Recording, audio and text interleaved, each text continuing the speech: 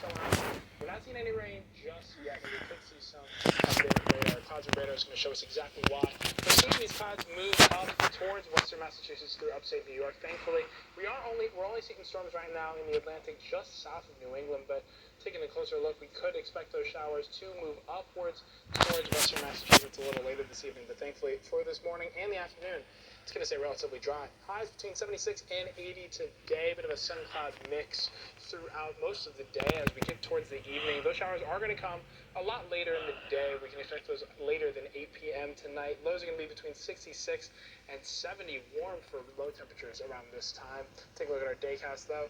61 is our temperature right now, sitting in the low 60s to mid 60s here most of the morning. As we get out further through the day, we'll start to see those 70s. Come the turn of the afternoon, and then in the middle of the afternoon. The wind and weather showers are going to be this evening and tomorrow on the 22 News Storm Team Skycast.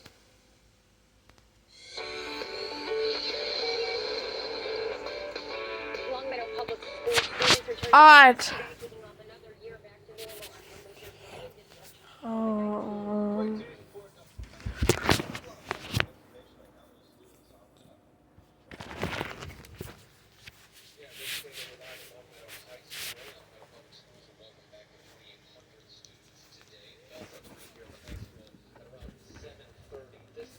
Districts across the country still grappling with recovering from learning lost after COVID-19 disrupted school years. Now almost. My daughter showed me a picture. My neck looked like an old lady neck, lines and wrinkles and crepiness.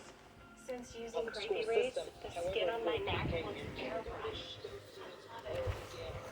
Keep watching to find out how you can get heal the impacts like that on mental health.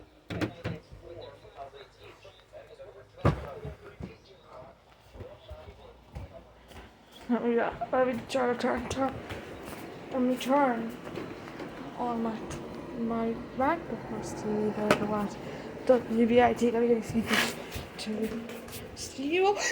WMSB. We know that another person was taken to the hospital with serious injuries. Right now we're working to learn how many vehicles were actually involved and what exactly might have led up to the wreck. And police in West Haven are planning a public meeting as calls increase to crack down on these street takeovers, such as the one you're taking a look at on your screen. In a recent incident, dirt bikes and 18. Hey, good morning to you, Shannon. I was able to speak with students and teachers who all say Oh yeah, tough guy. residents are calling for police to shut down future gatherings such as this. This morning, an investigation is underway in Haven after a fire leaked today. Is accused of sexually assaulting a woman. Keith Norfleet turned himself in Friday. The assault happened in December, and we're told Norfleet was off duty at the time. He's been placed on administrative leave and released on a $150,000 bond. And the family of the young man from Madison who was shot and killed in South Carolina are working to honor his memory. Nick Donofrio was a student at the University of South Carolina, and police say he was killed by a homeowner after trying to enter the wrong off-campus home. His loved ones back here home in Connecticut are raising money right now to start scholarships in his name. Donofrio's family are also telling us that, quote, he was the son of Abraham English. We are extremely grateful for all of the support we have received. It is 5:35 now. A suspect is in custody this morning after a shooting at the University of North Carolina at Chapel Hill. Police have not released the name of the suspect or the name of the victim. We do know a faculty member was shot and killed in a science building. The university was on lockdown for hours as this was happening as police searched for that shooter. Investigators this morning are still trying to figure out a motive. Hurricane Idalia is intensifying before its expected landfall in Florida tomorrow morning. Governor Ron DeSantis has declared a state of emergency as residents across the state race to get ready for the storm. This is going to be a major impact, and Floridians should expect that this storm will be a major Cat 3 plus hurricane. Major evacuation orders have been issued for parts of at least 10 Florida counties. And the White House has just approved a federal emergency disaster declaration. So, Mike, it seems like they're preparing.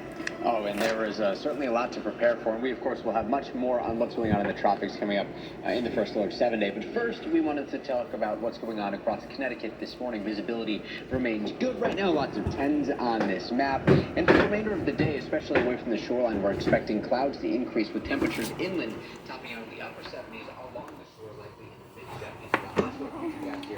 There's the rain that moves into tomorrow. We're expecting the majority of it through the morning with some improvements starting on Thursday. So really some beautiful weather on tap as we get into the Labor Day weekend.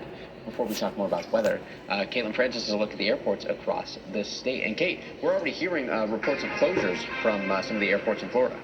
Yeah, and unfortunately that is affecting some of the flights here in Connecticut as well. So right now, everything does appear to be on time at Tweed, New Haven. I do expect that will change. We will expect some cancellations, even some delays over at Tweed, New Haven with those Avella flights, especially to Florida, obviously. And then we have already picked up 3 cancellations at Bradley International Airport. So please make sure that you are checking with your air carrier ahead of time. I'm Caitlin Francis with your Connecticut Chevy First Alert traffic report, driven by your Connecticut Chevy dealers. All right, thanks, Kate. Now at 5:37, students in Hartford are packing up their book bags this morning and heading back to classes.